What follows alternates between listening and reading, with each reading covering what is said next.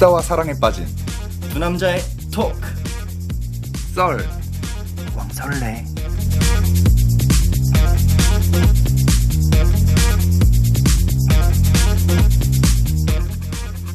썸남과 이마담의 썰렁설레는 1부 세미프로, 2부 가십 한 스푼으로 구성되어 있습니다. 넘나 궁금했던 스포츠 용어, 우리끼리 씨부리는 연예계 가십, 신나게 털어보겠습니다.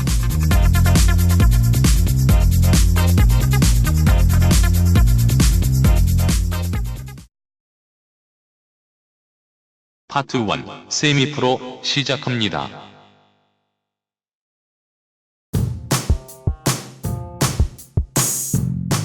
모든 스포츠 용어를 풀이할 때까지 스포츠 썰풀이 방송 세미프로. 안녕하세요, 썸남이에요. 화끈한 남미만의 월드컵 축제 코파 아메리카. 지난 대회에 이어 칠레가 2회 연속 우승을 차지하면서 대단원의 막을 내렸습니다. 승부차기까지 가는 치열한 접전 끝에 따낸 귀중한 승리였는데요. 오늘은 남미 축구 선수권 대회 코파 아메리카에 대해서 썰 풀어볼게요. 이마담 코파 아메리카 칠레 우승 소식 들었나요? 그거 이제 메시 선수가 승부차기 실축해갖고 지금 아주 막 난리던데 인터넷에. 네. 유리해질 수도 있겠습니다. 그렇죠. 이제 통상 네? 선축이 유리하다고 하는데 그것은 1번 키커가 넣었을 때 얘기거든요. 그렇죠. 자, 메시 선수가 이것을 넣으면 얘기가 달라지는 거죠. 리오넬 메시. 메시 간결하게 탑니다. 샷! 이럴 메시! 수가 또 메시! 메시의 실축. 리오넬 메시마저도 실축. 자, 메시 선수가 말씀드렸던 대로 페널티는 좀 승률이 낮은데 이럴 수가. 그 대신 승부차기에서는 여태까지 강했거든요. 네. 지난번 대회 때는 첫 번째 키커로 나와서 성공을 했잖아요. 네, 지금은 높이 차는 것이 이제 높낮이상으로는 좀 유리하다는 말씀은 좀 전에 드렸습니다만 지금은 너무 높았죠. 메시가 맞습니다. 아르헨티나와 칠레는 후반전까지 승부를 보지 못해서 연장까지 갔지만 양팀은 무득점으로 승부차기에 들어갔죠. 아르헨티나 첫 번째 키커로 나선 메시가 페널티킥을 실축을 합니다. 그래서 우승 기회를 놓쳤죠. 이게 칠레가 선공이었어요. 먼저 찼는데 놓친 거예요. 그럼 메시가 넣었으면 이제 1대 0의 상황으로 그쵸. 이제 시작이 되는 건데 메시 선수가 넣지 못하면서 두 번째 키커부터 0대 0의 상황으로 간 거죠. 그래서 이제 메시 선수가 이제 상처를 받았는지 아니면 약간 얼굴이 팔렸는지 인터뷰에서 자신은 이제 국가대표를 내려놓겠다, 은퇴를 암시했죠. 네. 또 뭐 보니까 대통령까지 나서갖고 메시의 은퇴를 번복해주길 바란다고 네. 뭐 이런 인터뷰도 하더라고요. 그래서 진짜 대단한 선수임은 확실한 것 같습니다. 네, 아무래도 메시가 마상을 크게 입었나 봐요. 메시 선수가 우리 그 2010년 월드컵에서 3골 연속으로 넣은 그 선수 맞죠? 아, 네. 그 코파에서 지금 세 번째 준우승입니다, 메시가. 그래서 우승의 열망이 컸겠죠. 근데 또 이 코파 아메리카가 월드컵만큼 큰 축제이고 메이저 대회인데 우승을 못한 게 많이 아쉬웠을 겁니다. 그래서 또 근데 하지만 또 준우승도 엄청 분명히 대단한 건 맞는데 그렇죠. 아르헨티나 국민들의 기대도 크고 이제 본인도 왕관의 무게를 견디지 못한 것 같습니다.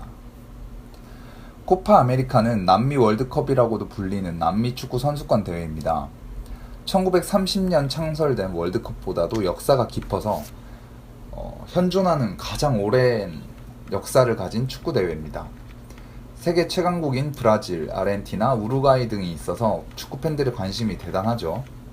그래서 이 남미 축구 연맹이 창립되던 해인 1916년 아르헨티나에서 원년 대회를 개최하면서 시작이 됐습니다.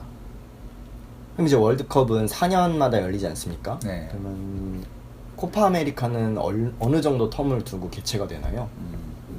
코파 아메리카는 1967년까지는 부정기적으로 열렸습니다. 그냥.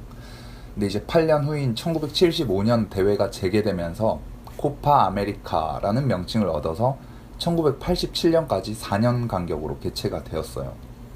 근데 이제 1989년부터는 2년마다 개최를 하다가 2001년 대회 때는 개최국 콜롬비아의 불안한 치안 때문에 연기될 뻔 하다가 개막이 됐으며 당초 참가할 예정이었던 12개 팀 가운데 캐나다와 아르헨티나가 불참해서 반쪽 대회로 전락되기도 한 역사가 있죠.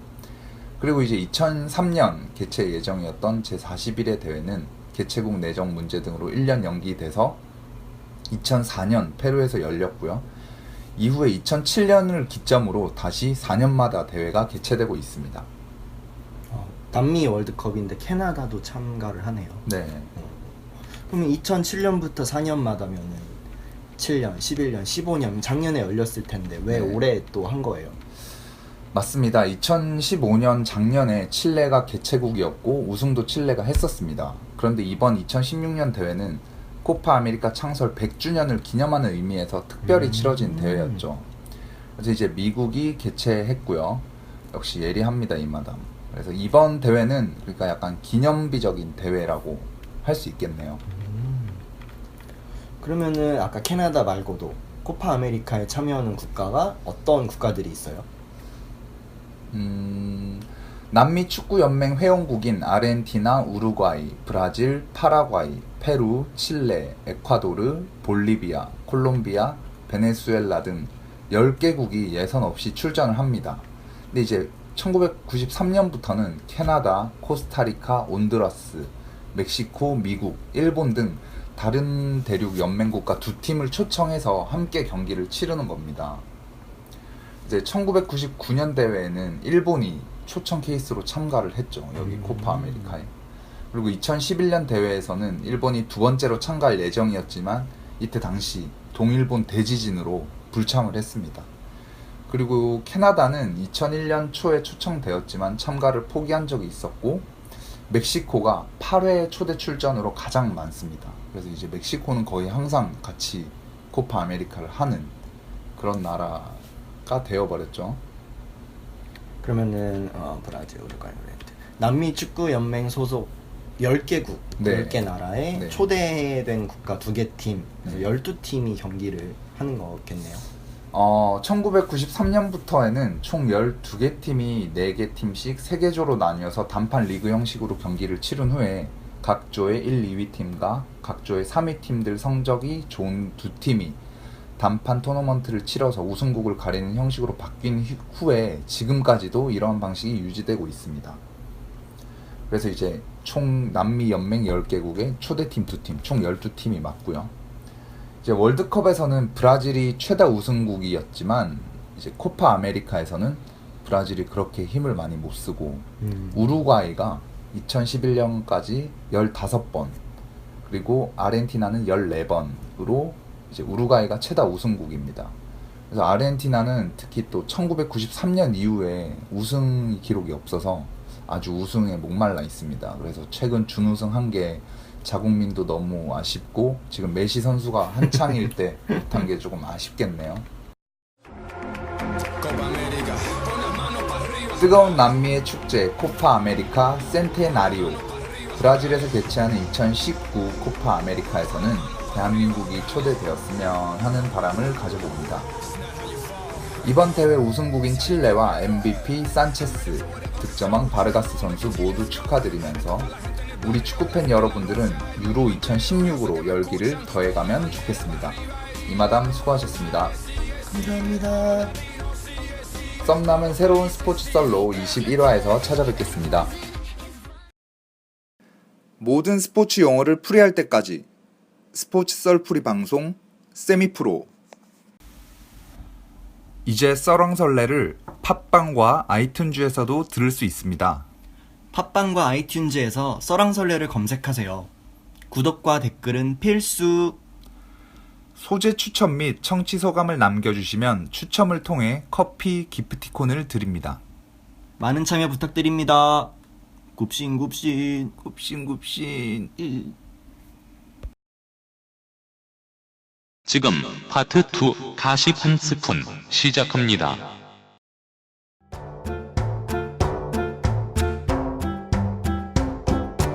이마담의 가십 한 스푼. 썰왕설레 2부 이마담의 가십 한 스푼에 오신 여러분 환영합니다. 가십 한 스푼은 편하게 차 한잔 하시듯 저희 방송 들으시면서 핫한 가십 한 스푼 더 얹어가시는 시간이 되겠습니다. 오늘 얹을 가십 한 스푼은 바로 TVN 시상식 미리 보기입니다.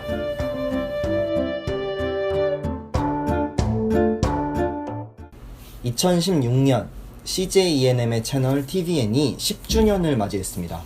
현재 TVN은 즐거움의 시작, Content Trend Leader라는 캐치프레이즈 아래 예능, 드라마 두 영역에서 모두 성공을 거두고 있습니다. 매번 콘텐츠 화제성 부문에서 1위를 거머쥐고 있는 TVN이 10주년을 맞아 10월 9일 드디어 자체 시상식을 개최하기로 했는데요. 어떤 작품들이 그 후보가 될 수 있을지 가십 한 스푼에서 함께 살펴보도록 하겠습니다. TVN이 생긴 지 얼마 안 된 것 같은데 벌써 10주년이네요. 그쵸. 저 아직도 TVN 개국쇼 할 때 2006년에 엄정화 씨가 엄청 섹시한 약간 수영복 같은 의상 입고 막 노래했던 거 기억나는데 벌써 10주년이 됐다고 합니다. 사실 TVN이 이제 예전에 했던 프로그램들을 떠올려 보면 리얼 스토리 묘라든지 러브 스위치, 화성인 바이러스처럼 엄청 좀 자극적이고 약간 이제 너무 보이는 짜고 치는 듯한 예능 프로그램들만 만드는 이제 방송사라고 생각을 했었는데 이젠 뭐 단연 압도적인 콘텐츠들을 다 보유하고 있는 것 같아요. 맞아요. 실제로 백상예술대상에서 작년 TVN의 나영석 PD가 대상을 받기도 했고 TVN의 작품 다수가 그 후보에 노미네이트 돼 있는 걸 보면 이제 비지상파라고 무시할 수가 없는 상황이 되었죠. 그래서 더더욱 시청자들이 TVN만의 시상식을 바라고 있는 상황이었습니다. 이제 2016년 상반기가 마무리된 지금 TVN 시상식에서 수상 가능한 작품들을 함께 꼽아보도록 하죠. 일단 저는 뭐 응답하라 1988 88 네, 선점을 해봅니다.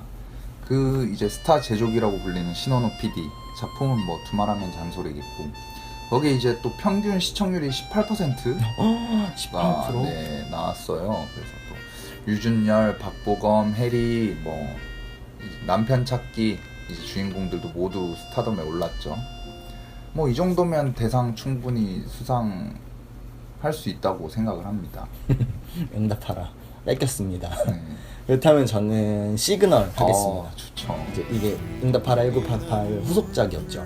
김혜수, 이재훈, 조진웅 시간을 이렇게 넘나들면서 메비우스 띠처럼 과거가 바뀌면 현재도 바뀌고 이렇게 새로운 형식을 갖춘 형사들의 이야기였습니다. 이거는 또 시그널은 배우 조진웅 씨의 인생작이 되기도 했고 또 시그널 김원석 감독님이 재작년에 미생 찍은 감독님이셨잖아요. 또 디테일한 연출력은 또 말할 필요도 없고 많은 사람들이 조진웅 씨의 역할을 이재한 형사 아리를 하면서 함께 마음 아파했었죠.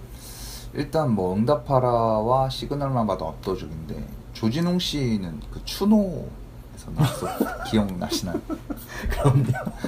성동일과 조진웅만 있던 드라마예요. 네. 거기다가 이번 주에 종영했습니다. 우리 TVN 월화 드라마였던 또 오해영이 2, 4분기 가장 핫한 콘텐츠로 선정되기도 했는데요. 이게 TVN 측에서도 크게 기대를 하지 않았던 작품이라고 합니다. 사실 TVN이 금토에 비해서 월화 드라마가 굉장히 약세를 보이고 있기 때문에 많은 시청자들이 이 서현진 씨가 연기하는 오해영 캐릭터에 공감을 했던 점이 큰 성공 요인이었던 것 같습니다. 또 상반기 드라마 부분에서는 이렇게 새 작품이 경합을 아마 벌일 것 같고요. 곧 종영하게 되는 현재 금토 드라마인 디어 마이 프렌즈도 있고 이제 화제의 미드였죠. 굿 와이프와 안투라지도 TVN을 통해서 방영을 기다리고 있으니 더 지켜봐야 할 것 같습니다. 이제 예능 부분을 한번 살펴봐야겠네요. 드라마의 신원호라면 예능에는 나영석이죠.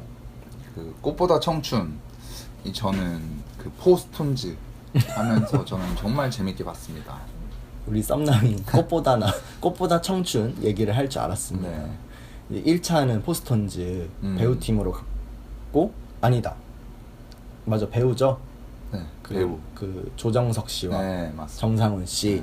그다음에 두 번째는 이제 그 1988의 청춘 배우들이 나눠서 2회차로 방송이 됐는데요. 나영석 PD는 이 밖에도 작년까지는 TVN 고를 통해서 온라인으로만 했던 신서유기를 네. 올해는 신서유기 2로 TV 콘텐츠를 확장시켜서 또 더 많은 웃음을 줬었죠. 열리라는 우리 TVN의 노예나 PD님 수상이 굉장히 유력해 보입니다. 네. 또 저는 집밥 백선생을 꼭 넣고 싶어요. 여기에다가 이제 현재 뭐 쿡바 인기가 많이 죽은 게 사실인데 그럼에도 불구하고 집밥 백선생은 올해 새로운 제자들과 함께 시즌2를 시작했습니다. 백종원이란 브랜드 자체도 많이 좀 힘을 빼고 털털하게 가는 것 같고 현재는 15회까지 방송됐는데 아주 순항 중이죠. 백선생 아직도 잘 되고 있군요. 저는 일요일 밤에 방송되는 문제적 남자도 좋아하는데요. 이거 풀다 보면 진짜 1시간에 엄청 빨리 가고 어느새 월요일이 되어 있는 걸 알 수 있습니다. 거기 나오는 진짜 사람들이 다 똑똑해요. 네, 전현무 씨만 좀 빼고. 이 문제적 남자는 볼수록 내가 작아지는 그런 느낌이 들어갔고 제 뇌가 섹시하지 않은 거를 알 수 있는 프로그램이기도 합니다. 저는 이제 마지막으로 TVN의 효자 프로그램 SNL 코리아를 얘기하고 싶습니다. 좋죠. 이번 이제 지난주에 종료가 됐죠. 시즌 7에서는 더빙극장이라는 새 프로그램을 통해서 오랜 시간 함께했던 크루 권혁수 씨의 재발견이 있었습니다. 너무 좋습니다. 호박고구마 씨. 네. 거기에 이제 이번엔 IOI, EL, 이경규 뭐 이렇게 좀 화제의 크루들을 굉장히 잘 섭외했다는 호평을 들었었어요. 이게 TVN이 진짜 말하다 보니까 끝이 없는 것 같습니다. 우리 또 썸남이 좋아하는 프로그램 따로 있지 않습니까? 또 TVN 하면 더 지니어스 빼놓을 수 없죠. 그건 진짜 인생 프로그램이라고 저는 생각을 합니다. 저는 그 좀 어려워서 안 봤는데 그렇게 또 매니아들이 많더라고요. 네, 더 지니어스 진짜 올해... 아직도 팬들이 게시판에 있더라고요. 진짜요? 더 지니어스 게시판에 막 빨리 해라. 시즌도 하라고. 올해는 아직 방송이 되지 않았습니다. 네. 아마 내년쯤에 TVN 시상식을 한다면 후보에 오를 수 있지 않을까 싶네요. 예능과 드라마 두 분야에서 색다른 즐거움을 주며 시청자들에게 신뢰를 얻은 TVN. 10주년을 맞아 열리는 자체 시상식을 통해 자신들의 콘텐츠 파워를 다시 한번 공고히 하려는 모습에 그 자신감을 느낄 수 있었습니다. 앞으로도 새로운 프로그램을 통해 시청자와 함께 울고 웃는 시간이 많아졌으면 좋겠네요. 우리 청취자 여러분들도 나만의 수상 리스트를 한번 짜보시는 거 어떨까요? 이번 주 가십 한 스푼은 여기까지입니다. 다음 주에 더욱 신선하고 공감할 내용을 가지고 이마담은 돌아오겠습니다. 썸남도 고생 많으셨습니다. 네.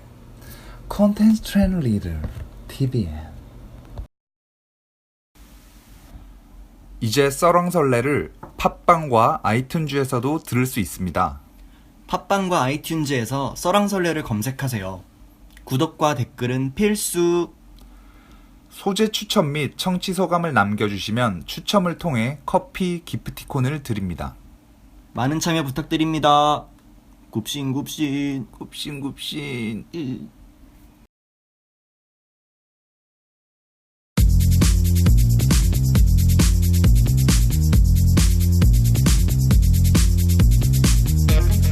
수다와 사랑에 빠진 두 남자의 토크.